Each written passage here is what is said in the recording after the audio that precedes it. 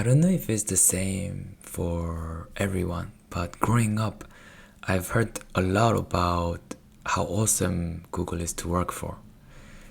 Their offices, their free food, the cafeteria, and it's all free, and just the name itself is obviously a big name, and I've just heard a lot of great things about it. And of course, being a developer or studying developer or software engineering, it's become, I guess, just more and more relevant. And so when I saw this, I got really immediately interested in it. I got invited to Google Foobar, Google's secret hiring program. I've never heard about this, so they've kept their secret pretty well until now. And I'm interested in reading this because I know that my guess is that the normal hiring program would be through HR, through maybe 2 or 3 technical interviews and meeting the team. I know that FANGs notoriously have a lot of stages to go through before getting hired, before getting an offer.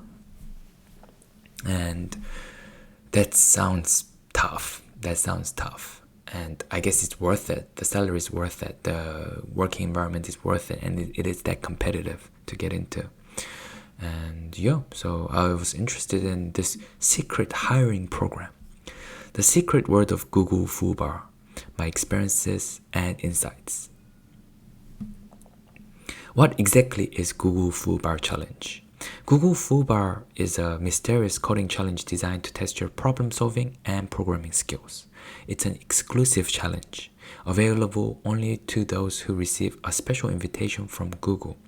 The invitation often appears unexpectedly while you are searching for specific technical topics on Google. Curious developers are known to seek interesting problems. Solve one from Google? ? How did I get invited? Oh, here's the leak. I had the opportunity to participate in this challenge while browsing for information on the observer design pattern for an upcoming exam. Suddenly, a curious and unexpected website called Google Foobar appeared on my screen. It's a website? An unusual pop-up window displayed the message. Your coding journey begins now. Are you ready to accept the challenge? Wait, so is it a website or is it a pop-up? And also, how do you trust that this is legit? It was Google Foobar Challenge. So does it just select people randomly browsing on Google? Then I might never get selected because I use DuckDuckGo mostly. Curious developers are known to seek interesting problems. Solve one from Google. I want to play. No thanks. Don't show this again. How is there a don't show this again button? Do some people get it many times? Okay, so the invitation. Welcome to Foobar version 2023-06-07 beta. Success, you've managed to infiltrate Commander Lambda's evil organization and finally earned yourself an entry-level position as a minion on their space station. From here, you just might be able to subvert Commander Lambda's plans to use the Lambda Chop doomsday device to destroy Bunny Planet. Problem is, minions are the lowest of the low in the Lambda hierarchy. Better buck up and get working, or you'll never make it to the top. Foobar. Sumontasha 80. Damn. So they were randomly chosen to do this. I'm just imagining who in Google is tasked to making these challenges like this. I mean, it's awesome. I love it. What's the structure of the challenge? Google Foobar consists of 5 levels with a total of 9 questions. The difficulty increases at each level. Here's a breakdown. Level 1, 1 problem. Level 2, 2 problems. Level 3, 3 problems. Level 4, 2 problems. Level 5, 1 problem. Final round. The problems were like regular CP problems, most of them solvable by using dynamic programming. However, at the time, I was a beginner at CP and completely inexperienced at dynamic programming, and hence solving every problem was a matter of extreme pride and happiness for me. Prerequisites: competitive programming, CP. The challenge includes CP-related questions, so strong CP skills are essential. Number 2, Linux command knowledge. You need to operate the whole competition in an Ubuntu environment, so you need to be comfortable with Linux commands. Since I wasn't familiar with Linux, I had to learn the necessary commands at that moment. How many of you does CP, so competitive programming? I think this is something that I think would be really cool, and I think I would be really into it, and of course it would help me a lot in terms of the problem solving skills, but also in terms of job as well, and strengthening my profile. But it's just one of those things that it doesn't interest me enough to prioritize over other things. I think instead of CPI, I prefer building products, just my own products, whether it's some small pet project to learn something or building products to make it ship. But yeah, but I think it would be really cool if I ever get a chance. So some of the command lines, so it gives you some command lines so they're all Linux command lines, and yeah, it gives you these to navigate through. How do I submit solutions? How does submission process work? Unlimited test runs. You can run your code against the provided test cases as many times as needed. This allows you to debug and refine your solutions without any restrictions. Number 2, single submission. Once you are confident your solution is correct, you can submit it for evaluation. Remember, you only get one chance to submit each solution, so make sure it's thoroughly tested and handles all test edge cases. Number 3, timing and deadline. Countdown start. The countdown timer for each problem only starts when you click start. This means you can take your time to prepare before you begin working on a problem. For each problem, you get 7 days to solve that problem. Damn, so these problems are hard then. Problem solved. After you solve a problem and submit it, the timer stops. Next problem. The timer for the next problem does not start until you choose to start it by clicking start again. This gives you the flexibility to take breaks between problems and start the next one at your convenience. Google Foobar. For details, check out my GitHub. Cracking the code. So he uploaded the questions on his GitHub. That's cool. Explore the questions, more details. What was my experience like? I'm really keen to hear this, and because the author sounds like they're quite experienced as well, so I want to hear this, and if anyone got hired out of this. I just have a lot of questions, like what did author get out of this? Do they see the rankings? Do they see other participants? There must be hundreds and thousands, and there must be some geniuses out there who just solves it just like that, surely. And do they just get hired by Google, or maybe they just get an interview for the next round? Yeah, just a lot of questions. Or there's a prize. There's a prize. But before answering this question, I want to introduce to today's sponsor, StudyFetch.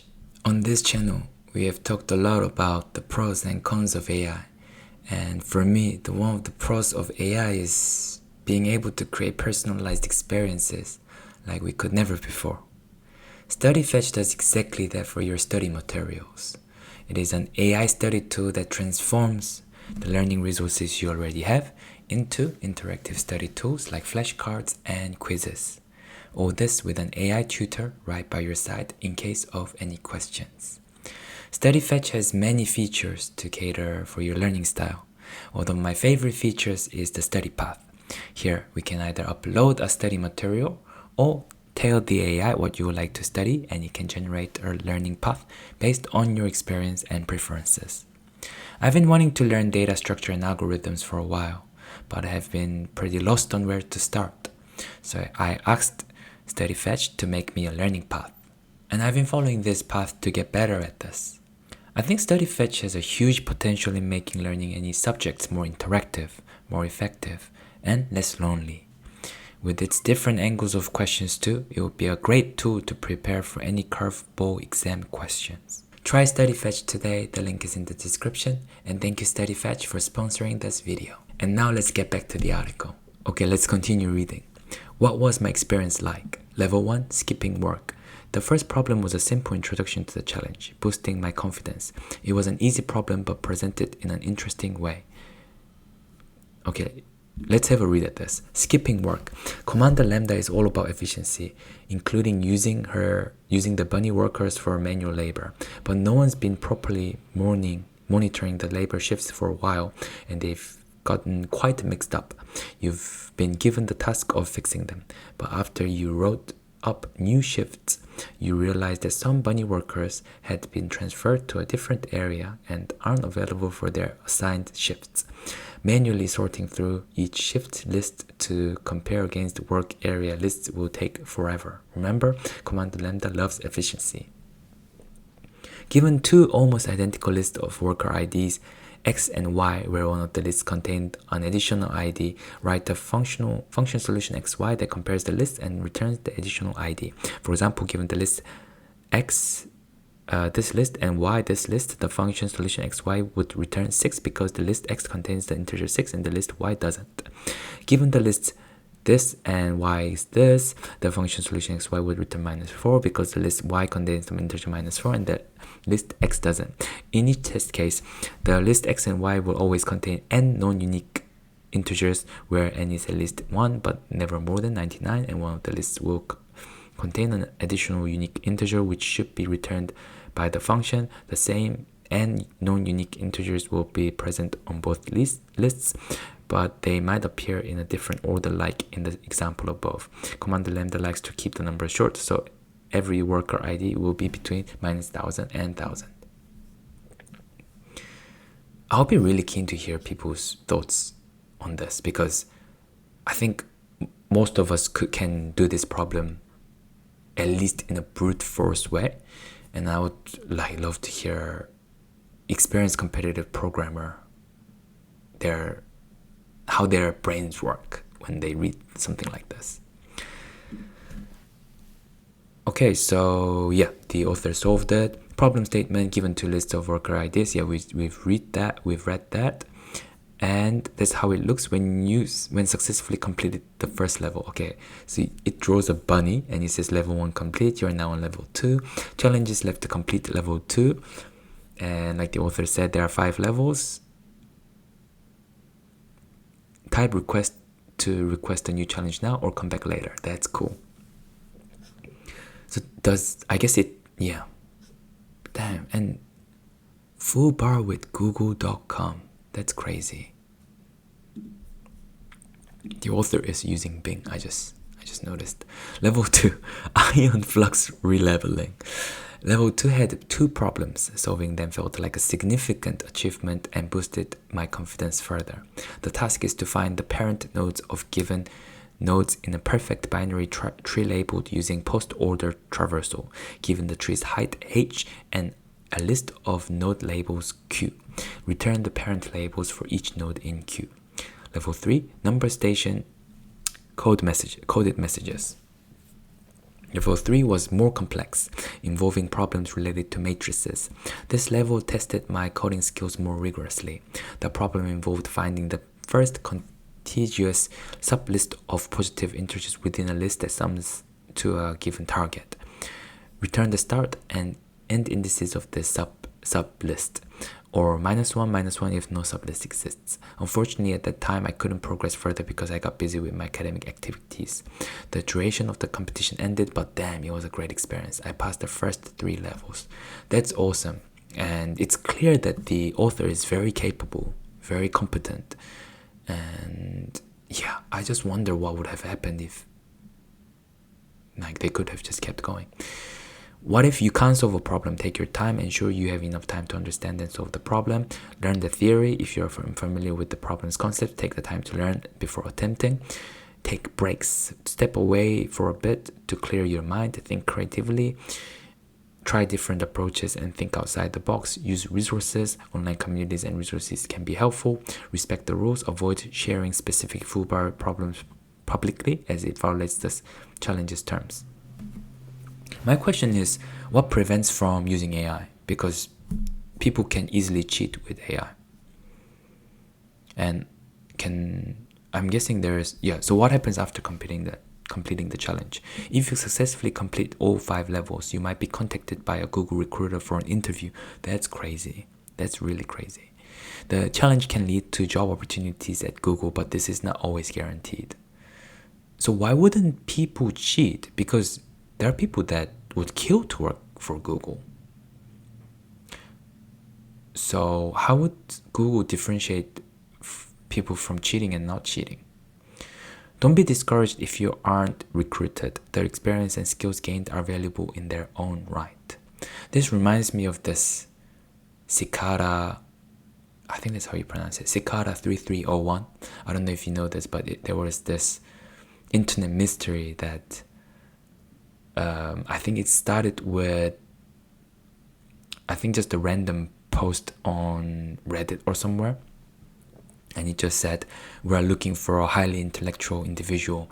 The challenge starts now. And then you have to decode that picture somehow. And then it gives you a clue for the next stage. And then the Cicada 3301, there was like a symbol. And the symbol started popping up all over the world. And people thought it's like an FBI or some sort of government agency. And yeah, this whole internet mystery around it. It sounds a little bit like it.